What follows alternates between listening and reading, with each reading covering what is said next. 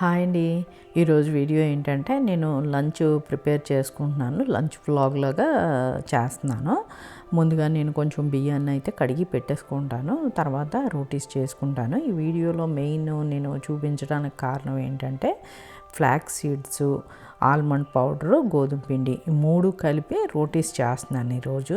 ఆ రోటీస్ మనకి ఎంత బాగా వస్తాయో, ఎంత బాగా పొంగుతాయో, ఎంత మెత్తగా వస్తాయో చూపించబోతున్నాను. అందులో మనం సాల్ట్ కానీ నూనె కానీ ఏమీ వేయాల్సిన అవసరం లేదు. జస్ట్ వాటర్ వేసి కలుపుకొని ఒక అరగంట పక్కన పెట్టి నానబెట్టేసుకుంటే చక్కగా రోటీస్ వచ్చేస్తాయి. పుల్కాల్లాగా చేసుకోవచ్చు. జీరో ఆయిల్, జీరో సాల్ట్, చక్కగా తినేయచ్చు. ఒక 2-3 తినేసామంటే మనం ఇక మనకి హెవీగా స్టఫ్ ఉంటుంది. చాలాసేపటి వరకు అయితే మాత్రం ఇంకా ఆకలి కూడా వేయదు. పైగా ఏంటంటే ఫ్లాక్స్ సీడ్స్ ఎవ్రీడే ఒక 2 స్పూన్స్ తీసుకుంటే మంచిది అంటున్నారు. కాబట్టి మనం ఇటువంటి వాటిలో కూడా యూస్ చేసుకుంటే డైలీ రొటీన్లో మనకి న్యూట్రిషన్ వెళ్తుంది, అలాగే హెల్తీ ఫుడ్ తిన్నట్టు ఉంటుంది. ఇప్పుడు గోధుమ పిండిలోని నేను 4 స్పూన్స్ అవిసె గింజల పొడి, 4 స్పూన్స్ బాదం పొడి వేసుకున్నాను. ఫ్లాక్స్ సీడ్స్, ఆల్మండ్స్, ఈ పొడులు కూడా నేను ఓన్గానే చేసుకుంటాను. ఎందుకంటే నేను బయటవి రెడీమేడ్వి అయ్యి వాడడానికి కొంచెం తక్కువగానే చూస్తాను. ఇక ఇందులోని నార్మల్ వాటర్నే యూస్ చేసుకుంటున్నాను. ఎటువంటి హాట్ వాటర్ కానీ కోల్డ్ వాటర్ కానీ యూస్ చేయట్లేదు. అలాగే సాల్ట్, నూనె కూడా యూస్ చేయట్లేదు. ఓన్లీ నార్మల్ వాటర్ని యూస్ చేసుకొని నేను ఈ రోటీస్ ప్రిపేర్ చేసుకుంటాను. ఫ్లాక్స్ సీడ్స్, అవిసె గింజలు మనకి హోల్గా దొరుకుతున్నాయి ప్రతి చోట కూడాను.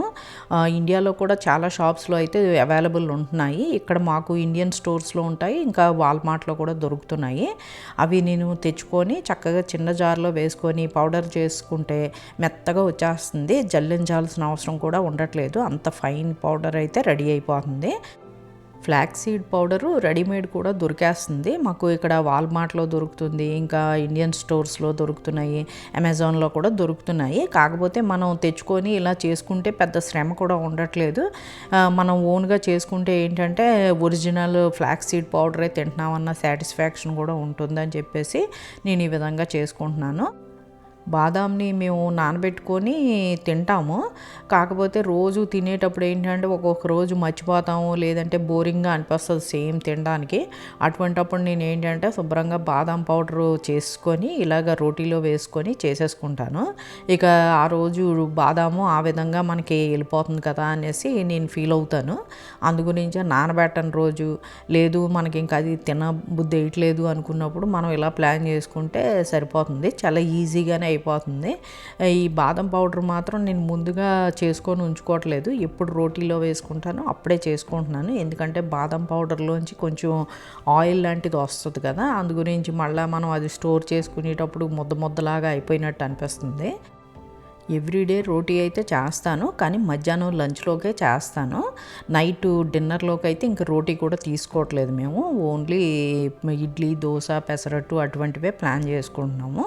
అందుకే ఇంకా నైట్ బదులు డే టైంలోనే తీసుకుంటే ఏంటంటే మనకి రైస్ క్వాంటిటీ కూడా తగ్గించేస్తాం కదా అని చెప్పేసి ఇలాగ ప్లాన్ చేసుకుంటాం మేము. పైగా మనకి ముందు నుంచి ఈ రోటీస్ తినడం అలవాటు లేని మూలాన ఏంటంటే నైట్ టైం తింటే అరగనట్టు, గొంతులో కాలుతున్నట్టు అలా ఉంటుంది. అందు గురించే డే టైం అంటుల్లోకి ఏంటంటే ఇంక అలవాటు చేసుకున్న మూలాన్ని అంత ఇబ్బంది అనిపించట్లేదు రోటీస్ తినడం. సాధారణంగా ఇంతకుముందు అయితే మాత్రం నేనైతే అస్సలు రోటీస్ తినేదాన్ని కాదు అలవాటు లేక. మోస్ట్లీ రైసే తినేదాన్ని. ఇక ఇప్పుడైతే కొంచెం అలవాటు చేసుకొని స్టార్ట్ చేశాను.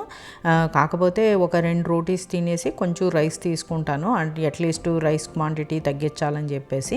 మా హస్బెండ్ వాళ్ళ ఇంట్లో అయితే మాత్రం డైలీ రోటీస్ అలవాటే వాళ్ళకి. అందు గురించి బాగానే తింటారు వాళ్ళు. నాకంటే అంత అలవాటు ఉండేది కాదు. ఇప్పుడు బాగానే అలవాటు చేసుకున్నాను, కానీ నైట్ టైం తింటే మాత్రం అస్సలు అరగదు. ఎవరికన్నా మీలో కూడా నైట్ టైం తిన్నప్పుడు గొంతు కాలుతున్నట్టు కానీ అరగనట్టు కానీ ఉంటే ఇలాగా మధ్యాహ్నం భోజనంలోకి ప్లాన్ చేసేసుకుంటే మనకి సరిపోతుంది. ఎటువంటి ఇబ్బంది ఉండదు ఇంకా.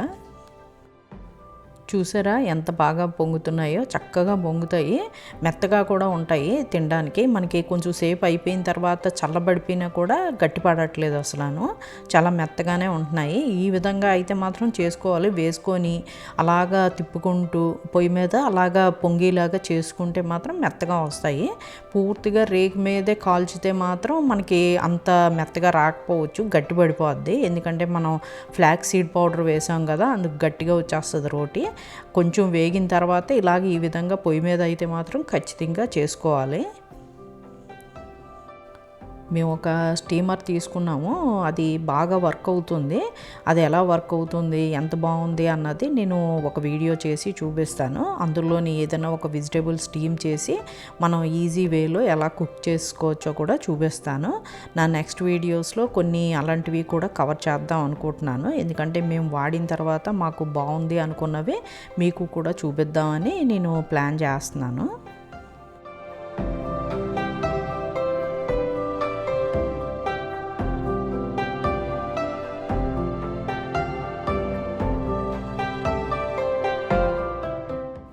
మరొక మంచి వీడియోతో నెక్స్ట్ వీడియోలో కలుసుకుందాం. బాయ్ అండి.